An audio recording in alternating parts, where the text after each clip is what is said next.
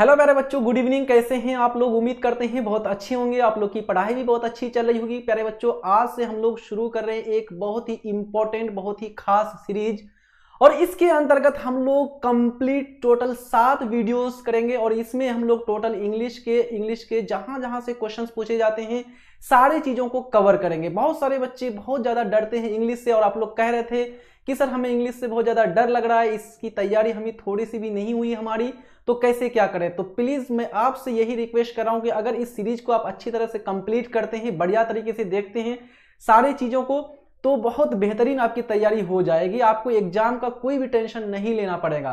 और इसके अंतर्गत प्यारे बच्चों हम लोग सभी इंपॉर्टेंट ऑब्जेक्टिव क्वेश्चंस, इसके साथ साथ समरी और साथ साथ जो भी सब्जेक्टिव क्वेश्चंस आपके बोर्ड एग्जाम में पूछे जाते हैं उन सब चीजों को कवर करने वाले हैं। ठीक है, तो चलिए करते हैं सेशन को स्टार्ट। आइए सबसे पहले देखते हैं इसमें हम लोग क्या क्या करेंगे। ये आपका पहला सेट है प्यारे बच्चों, ये सेट नंबर 1 है, देख लीजिए आप लोग। ठीक है, इसके अंतर्गत प्यारे बच्चों हम लोग सबसे पहले क्या करेंगे, तो सबसे पहले हम लोग ऑब्जेक्टिव क्वेश्चंस को देखेंगे, है ना।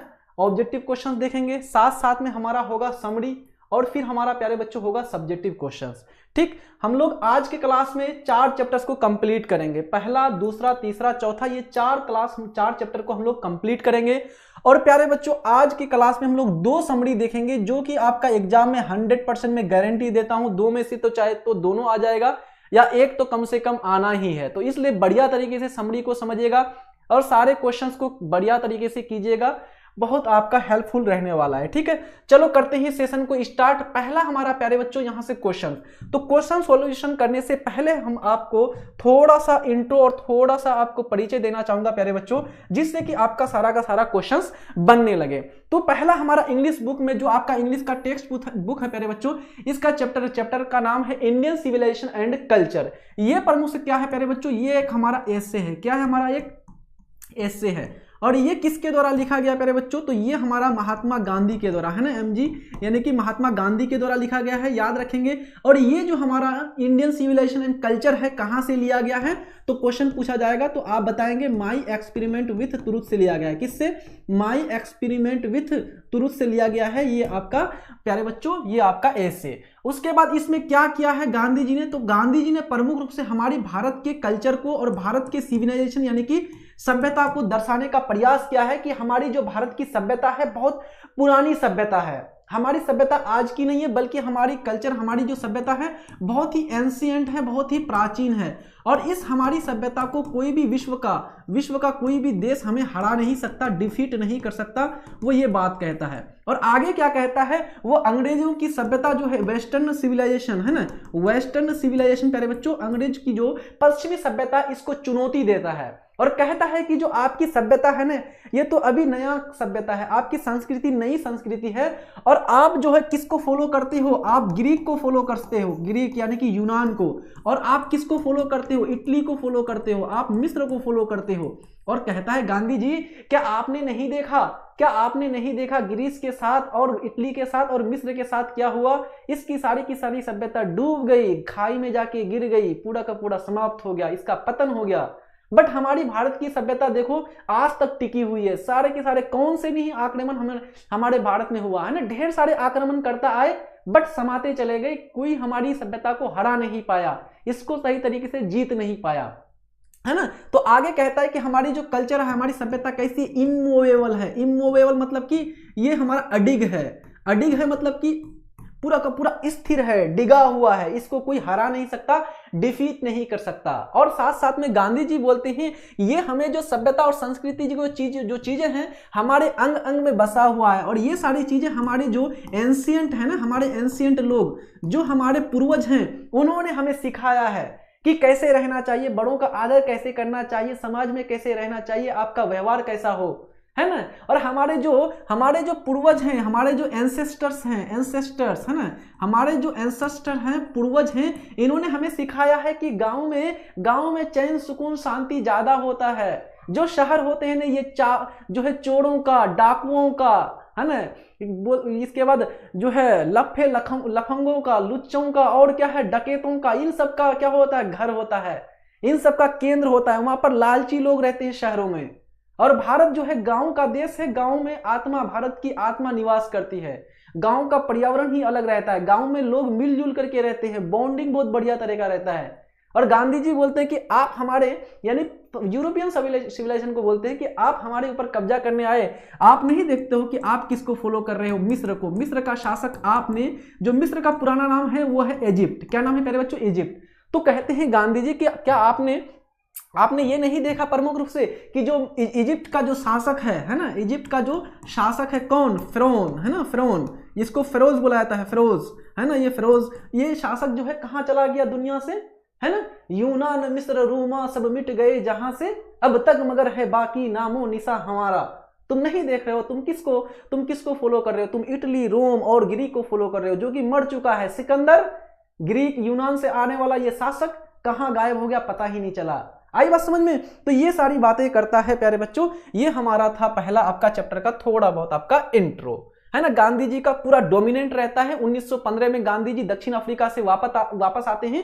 1917 में चंपारण में सत्याग्रह करते हैं और 1915 से लेकर 1948 तक पूरा का पूरा उसका कंटिन्यूअसली उसका दबदबा रहता है, रौब रहता है गांधी जी का। और 1948 में 30 जनवरी 1948 में गांधी जी को एक फैनेटिक, एक कट्टरपंथी जिसका नाम रहता है नाथुराम गौडसे, उसके द्वारा क्या कर दिया जाता है? मार दिया जाता है, उसकी हत्या कर दी जाती है। आ रही बात समझ में? चलो करते हैं क्वेश्चन। पहला हमारा क्वेश्चन है प्यारे बच्चों, first question that is my experiment with truth was written by. ये किसके द्वारा लिखा गया है? माई एक्सपेरिमेंट विथ ट्रुथ, है ना। तो ये हमारा गांधी जी के द्वारा लिखा गया है, तो ऑप्शन हमारा डी बिल्कुल करेक्ट हो जाएगा। नेक्स्ट क्वेश्चन हमारा प्यारे बच्चों दूसरा नंबर का, our civilization taught us to be more dash towards me another. हमारी जो सभ्यता है, टाउट अस, हमारी सभ्यता हमें सिखाया है, टू बी मोर, क्या सिखाया है? टुवर्ड्स मी अनदर, दूसरों के प्रति हमारी सभ्यता ने क्या सिखाया है? तो दूसरों के प्रति हमारी सभ्यता ने भाईचारा सिखाया है कि दोस्ताना तरीके से रहना सीखो, मित्रतापूर्ण तरीके से समाज में रहना सीखो, है ना। यही हमारी भारतीय सभ्यता ने सिखाया है। तो ऑप्शन हमारा क्या हो जाएगा? डी बिल्कुल करेक्ट हो जाएगा। नेक्स्ट क्वेश्चन हमारा कि एटिक सिविलाइजेशन बिलोंग्स टू। जो एटिक सिविलाइजेशन है प्यारे बच्चों, ये कहां से बिलोंग करता है? तो याद रखेंगे ये जो एटिक है ना प्यारे बच्चों, ये एटिक एक जगह का नाम है ना। और ये जगह कहां है एटिक? तो ये हमारा ग्रीस, है ना, ग्रीस में पड़ता है ये एटिक, याद रखेंगे। तो ये प्रमुख रूप से कहां की सभ्यता की बात कर रहे हैं? ग्रीस की सभ्यता की बात कर रहे हैं, ग्रीस। तो ऑप्शन हमारा क्या हो जाएगा? ए बिल्कुल करेक्ट हो जाएगा। जल्दी से आप लोग सब कुछ शेयर नहीं किए, शेयर कर दो, ठीक है।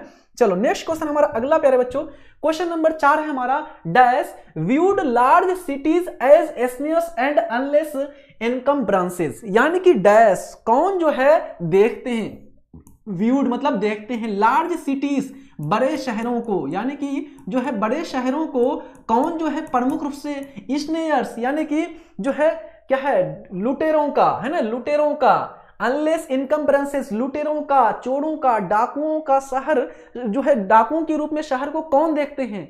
तो हमारे जो भारतीय पूर्वज हैं वो पूर्वज क्या मानते हैं शहरों को? तो ये लुटेरों का, लालची लोगों का केंद्र होता है शहर। शहर में अच्छे आदमी नहीं रहते हैं, इसलिए कहा जाता है ना प्यारे बच्चों कि शहरों में तो बारूदों का मौसम है, शहरों में बारूदों का मौसम है, गांव चलो ये अमरूदों का मौसम है ना। क्वेश्चन हमारा, फेरोज वर रूलर्स ऑफ एंशिएंट। जो फेरोज है, फेरोज इसको बोलते हैं फिरौन, है ना, फिरौन बोलते हैं इसको, फिरौन। इसका नील नदी में क्या हो गया था? मिस्र में है नील नदी, नील नदी का देन कहा जाता है मिस्र को, है ना। तो वहां पर नील नदी में डूब करके इनका मृत्यु हो गया था। तो ये प्रमुख से कहां के शासक थे? इजिप्ट का। और इजिप्ट जो है किसका प्राचीन नाम है? ये मिस्र का प्राचीन नाम है। वर्तमान टाइम पीरियड में इसको मिस्र के नाम से हमारा जाना जाता है। नेक्स्ट क्वेश्चन हमारा प्यारे बच्चों, Indian glory is that it is. जो इंडियन ग्लोरी है, जो भारत की जो गौरव है, ये प्रमुख रूप से क्या है?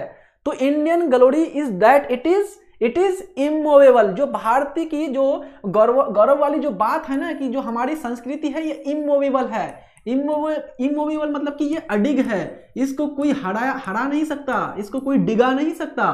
कोई भी सभ्यता आ गया, हमारे ढेर सारी सभ्यताओं का विकास हुआ, किंतु समय के साथ उसका पतन हो गया, लेकिन हमारी सभ्यता अभी तक पूरी दुनिया में जीवित है, अलाइव है। क्यों?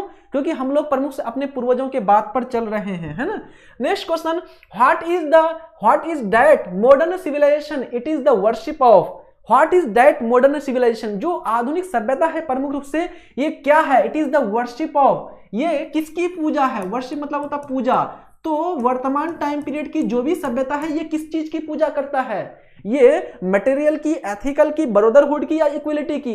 तो वर्तमान टाइम की जो भी सभ्यता है ये मेटेरियलिज्म पर आधारित है, भौतिकतावाद पर आधारित है। भौतिकतावाद मतलब कि ज्यादा से ज्यादा मेरे पास टाका पैसा हो जाए, ज्यादा से ज्यादा मेरे पास क्या हो जाए, कार हो जाए, बंगला हो जाए, घर हो जाए, बड़े बड़े आलीशान मकान हो जाए, है ना। भौतिकवादी, भौतिक चीजों का पूजा करते हो आप, है ना।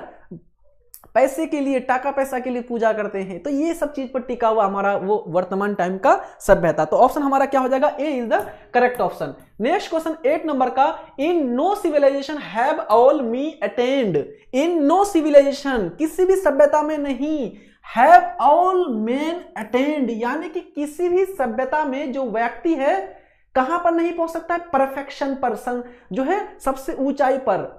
बोलते हैं कि लोग क्या कहते हैं कि हमारी जिंदगी में ऐसा टाइम पीरियड आना चाहिए जब किसी प्रकार का समस्या नहीं हो, कोई दुख नहीं हो, पूरा सुख शांति हो, माता पिता भी साथ में हो, घर के सभी परिवार के सदस्य भी खुश हो, सारा कुछ हो, टाका पैसा हो, कार हो, बंगला हो, गाड़ी हो, सारी चीजें होनी चाहिए। क्या ऐसा जिंदगी में किसी के लाइफ में हो सकता है? असंभव है। कुछ ना कुछ बीमारी होगा, बीमारी नहीं होगा तो माता पिता दुनिया में नहीं होंगे, अगर दुनिया में है तो उस टाइम तक टाका पैसा नहीं होगा, अगर है तो उस टाइम पीरियड में कुछ ना कुछ तो उसका तमन्ना ख्वाहिश पूरा नहीं हुआ हो।